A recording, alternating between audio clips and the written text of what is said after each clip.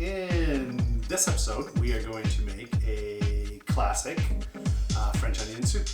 And a lot of people may think, well, you know, French onion soup is just an appetizer kind of stodgy thing. But sometimes, like now that we're into November, it's cold outside.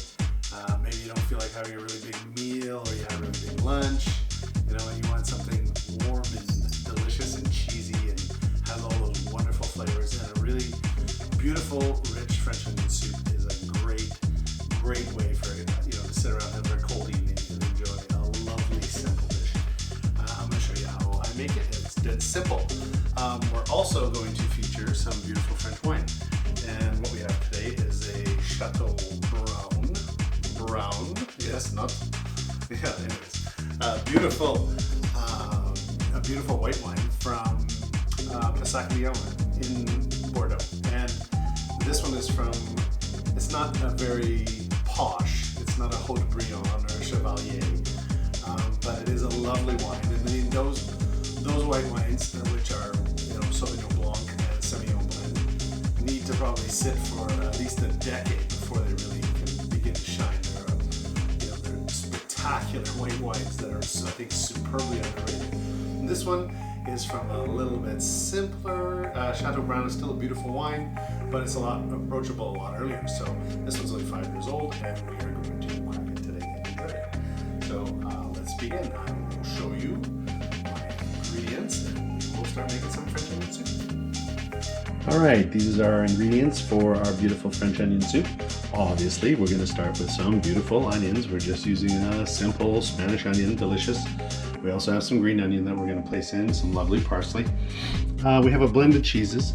Normally you'd use like an Emmental, but we're using a blend of a farmhouse local Gouda and a little dash of a UK sharp cheddar, because I like it with the acidity, like a little extra little punch from the cheddar, fresh grated nutmeg, and our beautiful toasty French bread that's going to make our crouton on top.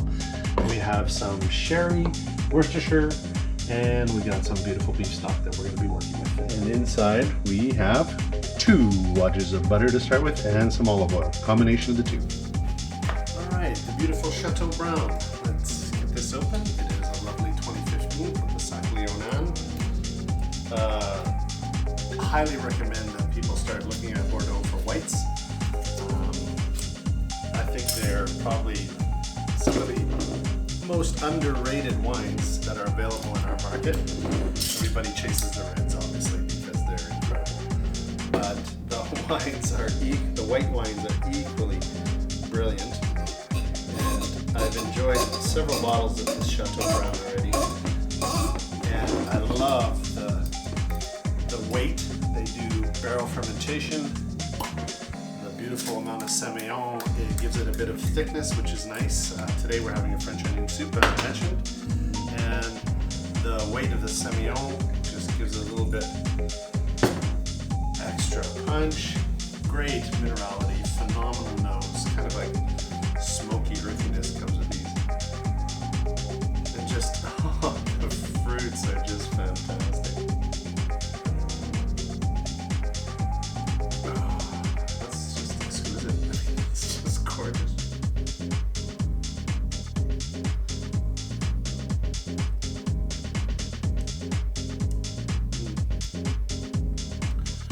Solid stone fruit, pear, great acidity, so it's going to go really well, and good weight. And this minerality, this backbone, this earthiness, huge complexity. Nice long finish. Oh yeah, this is lovely. This is going to work perfect with our French onion soup. I wouldn't hesitate to serve this with anything like white chicken meat dishes, white fish dishes, pork.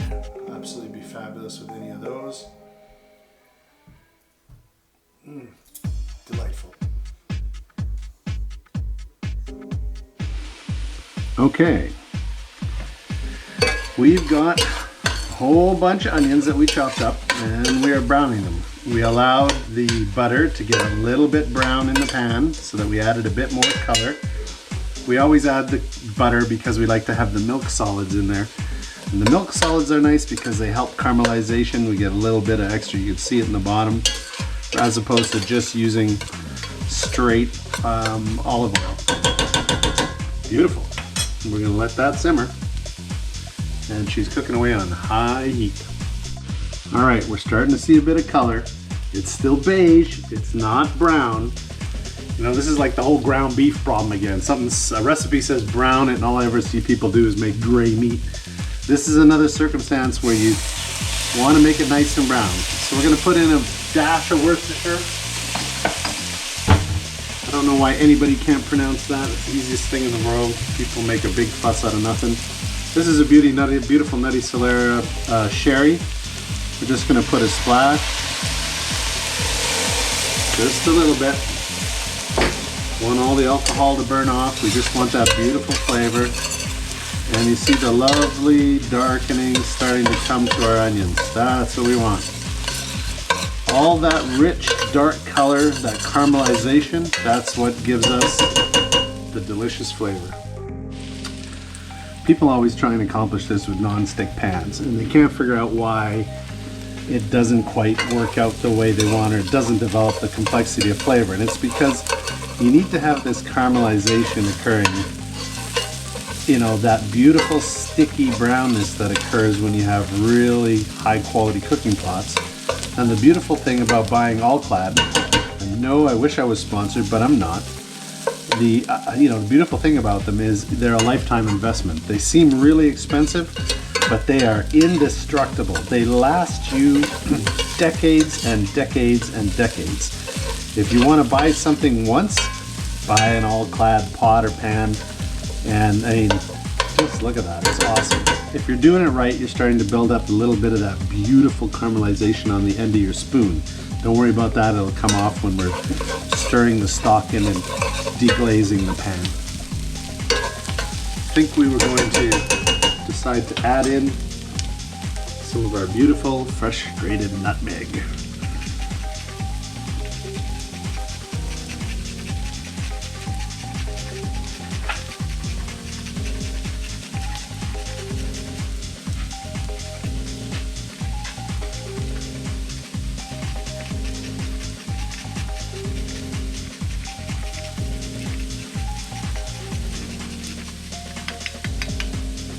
About that much. Thank you, Heston. It's just lovely to get the spices cooked.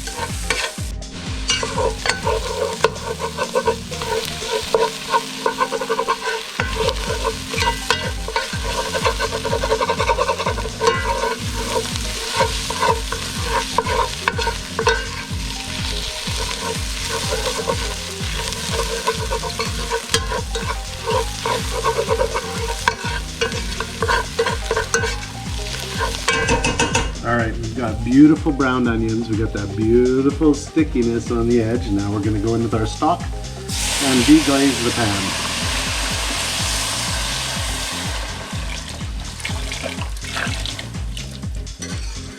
Beautiful.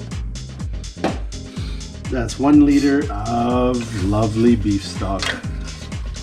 Now we are just going to deglaze the pan, and we're going to deglaze our spoon too.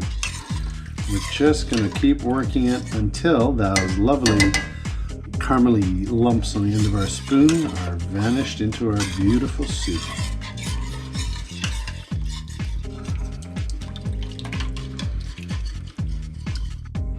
Almost there, just have the little tip left. But now we're just slowly, you can see the rich color come off the bottom of the pan. We're not adding a ton of seasoning, and we're being careful with our salt because there's always lots of salt in the stock. And that will, if you've already seasoned it, you can make it too salty, which you do not want. So leave your seasoning until the end when you're ready to finish her off. All right, always, as always, taste as you go so you know what you're cooking.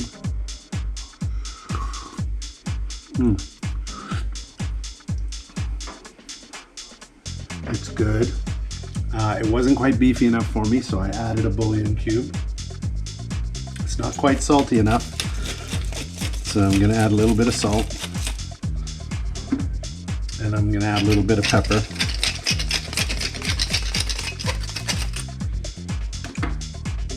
And I'm going to go in with some green onion,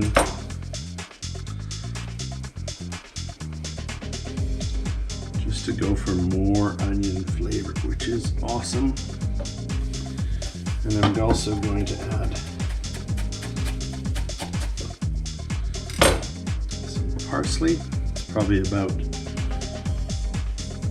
2 big tablespoons of fresh parsley and probably about a tablespoon of green onion. And we seasoned it. Get ourselves a fresh spoon. Come in for a taste. Don't burn yourself to death.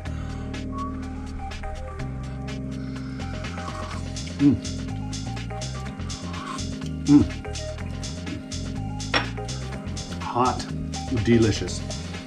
Now we're just going to reduce a little bit and concentrate the flavor some more. So we're going to turn it down a bit.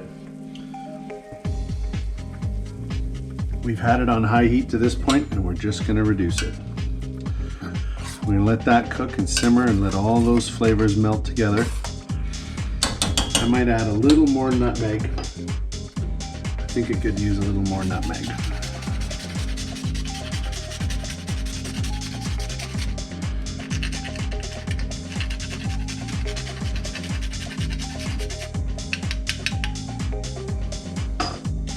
These little microplane spice graters, the premium series, are absolutely fantastic.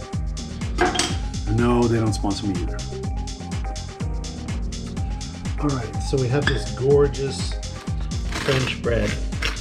We have toasted ours quite hard because we do not want our little crostinis to be soft and mushy and just dissolve into our soup. We want the cheese to melt on them. We want them to bake into our soup. Why are we buttering them? Well, you know what? It's French onion soup. Everything in France is a little bit better, and this is a beautiful salted organic butter. And what we're looking for is that beautiful crunch, because that's going to pile in the top with our melty cheese. That is going to make phenomenal soup. Okay, soup's cooked. Let's turn it off. Then, finito. Take our beautiful ladle. See how rich and thick it is. Just begin ladling into our bowls. We're using traditional clay pot because that's just what French onion soup's supposed to go into. It's gotta be, see, it's reduced, so it's really rich and thick. Beautiful. And it looks like it's gonna be 3 big scoops with a bit of extra broth.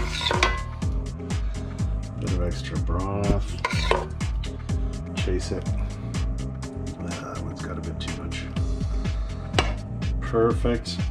I'm gonna try and do this one-handed. I don't know how well it's gonna work. So I'm going to come over to here, and you remember our beautiful crostinis. These are beautiful buttery crostinis. I'm just going to grab those, layer them in here, pile it in. Some are going to sink, some are going to stick on the top. They're going to do their thing. Then we've got our gorgeous cheese blend, and we're going to cover this. And when I first was talking about soup, you were like, that's not a meal, man. Like, that's just not gonna cut it. But think about it this way. This is like the combination of grilled cheesy heaven.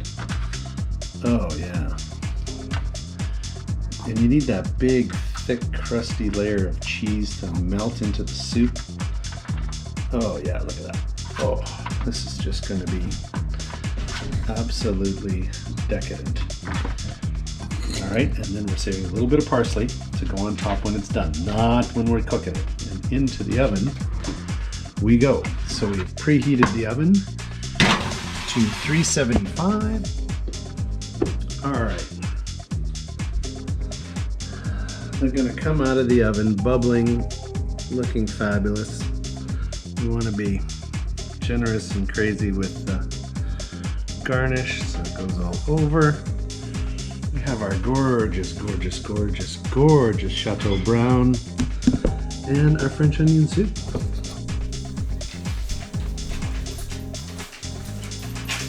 Okay, so we've made a gorgeous French onion soup. We have our beautiful white Bordeaux that we've been enjoying, and it's come out of the oven. It's sizzly, it's gorgeous, it smells phenomenal. And if you don't think that that qualifies as a phenomenal way to, enjoy a meal with your loved ones on a cold winter day by the fire, I don't know what's wrong with you. So,